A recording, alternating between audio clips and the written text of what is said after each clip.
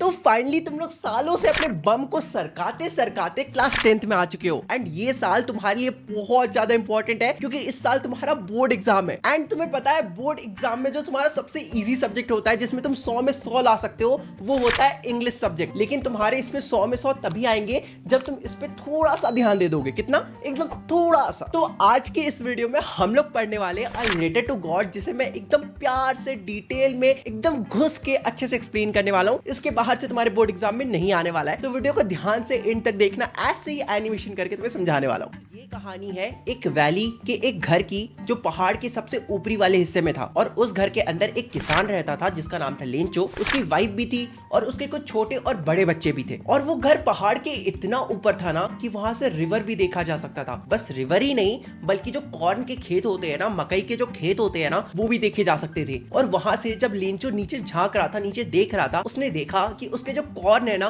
Corn के ऊपर बहुत सारे व्हाइट कलर के फ्लावर्स आए हुए हैं। और ये जो व्हाइट कलर के फ्लावर्स है ना, ये प्रॉमिस करते हैं कि हार्वेस्ट अच्छी होगी। मतलब कॉर्न के ऊपर अगर व्हाइट कलर का फ्लावर आया हुआ है, इसका मतलब उनका जो फसल है, उनका जो कॉर्न है ना, वो काफी अच्छा होने वाला है। हेलो हेलो, मेरा नाम है लेंचो, मेरा कॉर्न का फील्ड है, मेरे कॉर्न के ऊपर व्हाइट कलर का फ्लावर आया हुआ है, सब कुछ बढ़िया, सब कुछ चंगा चल रहा है। बस कमी है तो बारिश की, बारिश ही नहीं आ रहा है, इसलिए मैं बार बार नॉर्थ ईस्ट डायरेक्शन में देख रहा होता। मैं ये उम्मीद कर रहा होता कि वहां से बारिश आएगी। मेरी वाइफ अंदर खाना बना रही होती। जानी मन, क्या लगता है तुमको आज बारिश होगी कि नहीं होगी? हाँ, अगर भगवान ने चाहा तो बारिश जरूर होगी। वैसे मैं सप्पर बना रही हूँ। सप्पर का मतलब होता है रात का खाना। मेरे जो बड़े बच्चे हैं ना, वो खेत में काम कर रहे हैं। मेरे जो छोटे बच्चे वो घर के बाहर खेल रहे हैं। और वो मैं जो हूँ ना, मैं उनके लिए डिनर बना रही हूँ। अच्छो जल्दी से अंदर आ जाओ, खाना रेडी हो गया है। अब यहाँ से मैं एक्सप्लेन करता हूँ। जैसा कि लेंचो ने प्रेडिक्ट किया था, डिनर करते वक्त ही रेन के बड़े बड़े ड्रॉप्स गिरने लगते हैं और नॉर्थ ईस्ट डायरेक्शन से huge mountains of clouds, black clouds आते हुए दिखाई देते हैं। और उस वक्त जो मौसम थी ना, वो काफी अच्छी थी, काफी प्लेजेंट सी, काफी स्वीट सी और काफी प्यारी सी हवा चल रही थी। मेरे को बारिश की बूंदे अपनी बॉडी पे फील करना होती, इसलिए मैं जल्दी से बाहर जाती, फिर जल्दी से अंदर आती। मेरे बीवी, मेरे बच्चे, जल्दी इधर सुनो। ये जो बाहर में बारिश हो रही है ना, ये जो रेन के ड्रॉप्स गिर रहे हैं ना, ये रेन के ड्रॉप्स नहीं है, ये न्यू कॉइन्स है। ये जो बड़े बड़े ड्रॉप्स है ना, ये 10 सेंट्स है, 10 सेंट्स है। और ये जो छोटे छोटे ड्रॉप है, ये 5 सेंट्स है। हम लोग बहुत अमीर होने वाली होती। तभी स्ट्रॉन्ग विंड्स चलने लगते हैं और हिल स्टोन्स भी गिरने लगता है, जिसे लेंचो न्यू सिल्वर कॉइन से रिजेंबल करता है। लेंचो के बच्चे बाहर भाग के जाते हैं फ्रोजन पीरल्स कलेक्ट करने के लिए, जिसका मतलब आइस होता है। तो लेंचो के बच्चे आइस कलेक्ट करने के लिए बाहर भाग के जाते हैं। लेकिन लेंचो के अंदर ही अंदर लग रहा था कि कुछ तो बुरा होने वाला है और वो होप करने लगता है कि ये सब कुछ जल्दी से जल्दी खत्म हो जाए। पर ऐसा नहीं हुआ। 1 घंटे तक लगातार हिलस्टोन गिरने के बाद जब लेंचो अपने फील्ड को देखता है, तो वो देखता है कि उसका जो पूरा फील्ड है वो व्हाइट सॉल्ट यानी कि स्नो से भरा हुआ है। पेड़ के ऊपर एक पत्ता भी दिखाई नहीं दे रहा था, सब कुछ व्हाइट सॉल्ट से भरा हुआ था, मतलब बर्फ से भरा हुआ था। कॉर्न की जो खेत थी ना, वो पूरी तरह डिस्ट्रॉय हो चुकी थी। कॉर्न के ऊपर अब फ्लावर्स भी नहीं थे। Lencho soul was filled with sadness, मतलब जो लेंचो होता है ना, वो बहुत ज्यादा उदास हो जाता है। मैं अपने फील्ड के बीचों बीच खड़ा हूँ। थोड़ी देर पहले तक तो सब ठीक था, मुझे लग रहा था कुछ ना कुछ तो कांड होने वाला है। मुझे पता था। ये जो प्लेग ऑफ लोकस्ट होते हैं ना, एक तरह का कीड़ा होता है, वो भी जब हमारे फील्ड में आते हैं ना, तो इतना डिस्ट्रक्शन नहीं करते। कुछ ही क्रॉप्स को खराब करते हैं, कुछ ही पौधों को खराब करते हैं। लेकिन ये जो हिलस्टोन आया ना, ये तो सब कुछ बर्बाद कर दिया। हमारा एक फसल भी नहीं बचा, सब कुछ बर्बाद हो चुका है। ये रात हमारे लिए बहुत सॉरोफुल, बहुत दुख भरी रात है।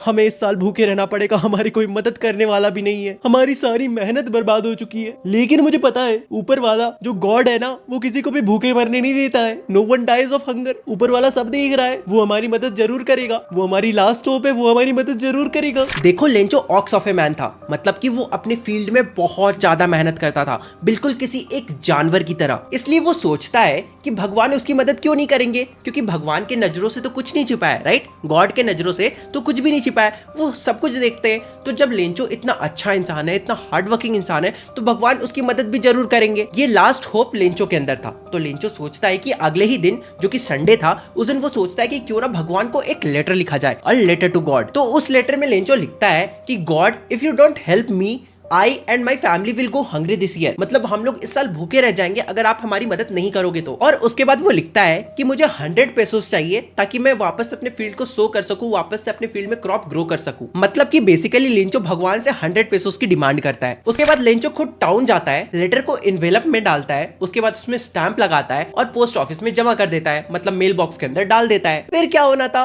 वो लेटर एक पोस्ट ऑफिस एम्प्लॉय को मिलता है और वो पोस्ट ऑफिस एम्प्लॉय हंसते हंसते अपने बॉस यानी कि पोस्ट मास्टर के पास जाता है। और वो जो पोस्ट मास्टर था ना, वो एक फैट एमिएबल फेलो था, मतलब मोटा तो था लेकिन काफी अच्छा नेचर का इंसान था, काफी हंसमुख इंसान था। तो पोस्ट मास्टर भी पहले तो उस लेटर को देख के बहुत ज्यादा हंसते हैं, लेकिन फिर अचानक से सीरियस हो जाते हैं और बेंच पे टैप करते हुए कहते हैं, व्हाट अ फेथ, देखो लेंचो को भगवान पे कितना भरोसा है। आई विश कि मैं भी भगवान पे इतना ही भरोसा रख पाता। मैं नहीं चाहता कि लेंचो का भरोसा भगवान पर से उठे, इसलिए मैं इसकी हेल्प करना चाहता हूँ। और मेरे पास एक आइडिया भी है, मुझे पता है कि बस लेटर का रिप्लाई करने से कुछ नहीं होगा, क्योंकि लेंचो को बस भगवान का रिप्लाई नहीं चाहिए बल्कि उसे 100 पेसोस भी चाहिए। इसलिए सिर्फ इंक, पेपर या फिर मेरा गुडविल लेंचो की हेल्प नहीं कर पाएगा, बल्कि हमें उसे कुछ पैसे देने पड़ेंगे। इसलिए पोस्ट मास्टर अपने सैलरी से कुछ हिस्सा निकालते हैं, अपने दोस्तों को और अपने एम्प्लॉयज को भी कहते हैं, यार कुछ एक्ट ऑफ चैरिटी दिखाओ, थोड़ा सा डोनेट करो, थोड़ा सा पैसा इधर भी मिलाओ। लेकिन फिर भी देखो ये इम्पॉसिबल था कि वो 100 पेसोस जमा कर पाते, इसलिए वो लोग सब मिलकर 70 पेसोस जमा कर पाते हैं। और उसके बाद उन पैसों को इन्वेलप के अंदर डालते हैं, गॉड का साइन लगाते हैं, उसमें स्टैंप लगाते हैं और लेंचो का आने का वेट करने लगते हैं। उसके बाद अगले ही संडे लेंचो सुबह सुबह आ जाता है पोस्ट ऑफिस।